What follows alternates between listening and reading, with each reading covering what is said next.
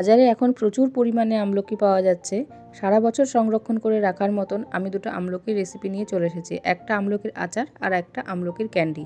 নমস্কার, আমি বান্টি। আমিষ ও নিরামিষ ইউটিউব চ্যানেলে সবাইকে জানাই স্বাগত। আমলকির আচার বানানোর জন্য 1 কেজি আমলকি ভালোভাবে ধুয়ে ঠিক এইভাবে স্টিম করে নেব। একটা বাটির মধ্যে জল নিয়ে তার উপর একটা ঝাঁঝরি বসিয়ে 15 মিনিট লো ফ্লেমে স্টিম করে নিলে আমলকিগুলো আমাদের সেদ্ধ হয়ে যাবে। 1 কেজি আমলকির জন্য আমি এখানে 450 গ্রাম আখের গুড় নিয়েছি, যেটাকে আমি গুঁড়ো করে নিলাম। পুরো ভিডিওটা দেখবেন, আশা করি আপনাদের ভালো লাগবে। এই যে আমি আমলকিটা স্টিম করে নিয়ে চলে এসেছি।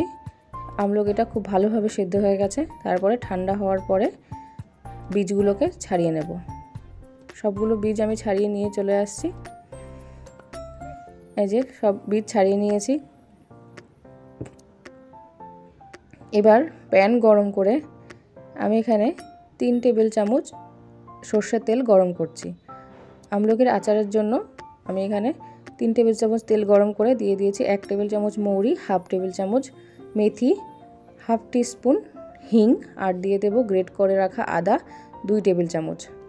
আদাটা দিয়ে ভালোভাবে নাড়াচাড়া করে যতক্ষণ না আদার কাঁচা গন্ধটা চলে যাচ্ছে ততক্ষণ আদাটা ভাজার পরে এর মধ্যে আমলকিগুলো দিয়ে দেব। আমলকিটা দিয়ে খুব ভালোভাবে মিশিয়ে নেব। তারপরে এর মধ্যে দিয়ে দেব কিছু মশলা। গ্যাসের ফ্লেমটা এখন কমিয়ে রেখেছি। এর মধ্যে দিয়ে দিলাম 1 টেবিল চামচ হলুদ, 1 টিস্পুন ধনে গুঁড়ো, 1 টিস্পুন জিরের গুঁড়ো, হাফ টিস্পুন গরম মশলা, 1 টেবিল চামচ লঙ্কার গুঁড়ো, নুন দিয়েছি 1 টিস্পুন আর বিট নুন দিয়েছি হাফ টিস্পুন। তারপরে সব মশলার সাথে খুব ভালোভাবে আমলকিটা মেশাতে থাকবো। মশলার সাথে ভালো করে আমলকিটা মেশানোর পরে এর মধ্যে যে গুড়টা রেখেছিলাম সেই গুড়টা দিয়ে দিলাম। গুড়টা দিয়ে ভালোভাবে নাড়াচাড়া করে গুড়টা যতক্ষণ মেল্ট হয়ে যাবে আমাদের আমলকিগুলোর সাথে নাড়িয়ে যেতে হবে। গ্যাসের ফ্লেমটা এই সময় মিডিয়ামে রেখে গুড়টা যতক্ষণ মেল্ট হয়েছে ততক্ষণ আমি এখানে নাড়িয়ে গেছি।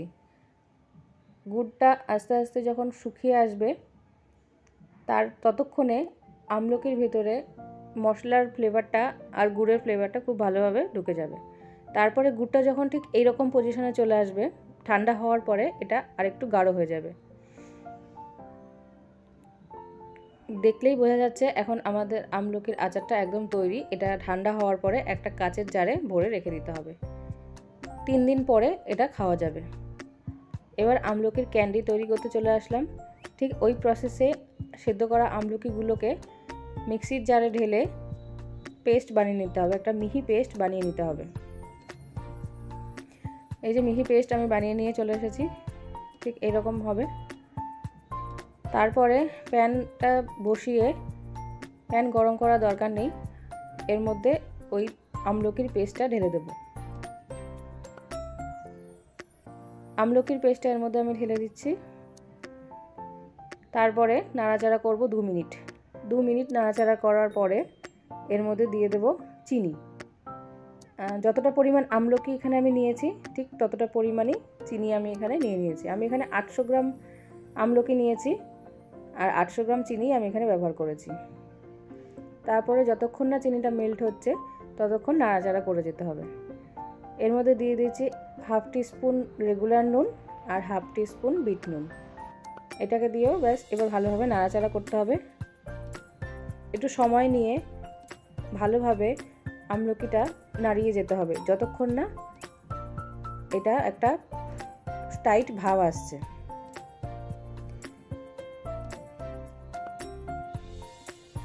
এই যে আমি এর মধ্যে এবার দিয়ে দিলাম 1 টেবিল চামচ পাতিলেবুর রস। পাতিলেবুর রসটা দিলে চিনিটা আমাদের ক্রিস্টালাইজ হবে না।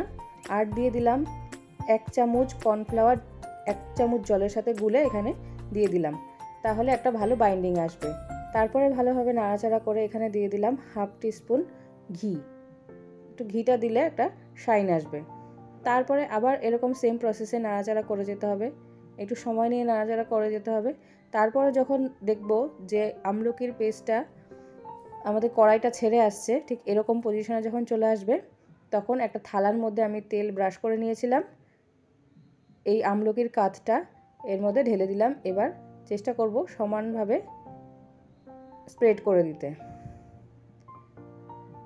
তারপরে ঠিক 3 ঘন্টা পরে ঠান্ডা যখন হয়ে যাবে, এই যে 3 ঘন্টা পর চলে এসেছি, ঠান্ডা হয়ে গেছে। আমি এটা আগে থেকে একটু কেটে নিয়েছিলাম। এই যে এরকম করে কাটলে ঠিক এরকম একটা আমসত্ত্বর মতন তৈরি হয়ে যাবে। এটা হচ্ছে আমলকির ক্যান্ডি, যেটা আপনারা সারা বছর রেখে খেতে পারবেন। আমলকির ক্যান্ডিগুলো ঠিক আমি এইভাবে চৌকো চৌকো করে কেটে নিচ্ছি। কেটে নেওয়ার পরে পিস পিস যখন তৈরি হয়ে যাবে, চিনির গুঁড়োর সাথে মাখিয়ে রেখে দিতে হবে, না হলে একটার গায়ে একটা চিপকে যাবে। এই যে আমাদের আমলকির ক্যান্ডিগুলো সুন্দর রেডি হয়ে গেছে। এর মধ্যে আমি একটু চিনির গুঁড়ো দিয়ে মাখিয়ে কৌটোর মধ্যে ভরে রেখে দেব। আপনারা এটাকে সারা বছর সংরক্ষণ করে রাখতে পারবেন। বাচ্চাদের জন্য দুটো রেসিপি দারুণ, বাচ্চারা খুব পছন্দ করবে আর আপনাদেরও খুব ভালো লাগবে। আশা করি আমার ভিডিওটা আপনাদের খুব ভালো লেগেছে। আমার চ্যানেলটা সাবস্ক্রাইব করে দেবেন, ভিডিওতে একটা লাইক করবেন আর ভিডিওটা শেয়ার করবেন। ধন্যবাদ।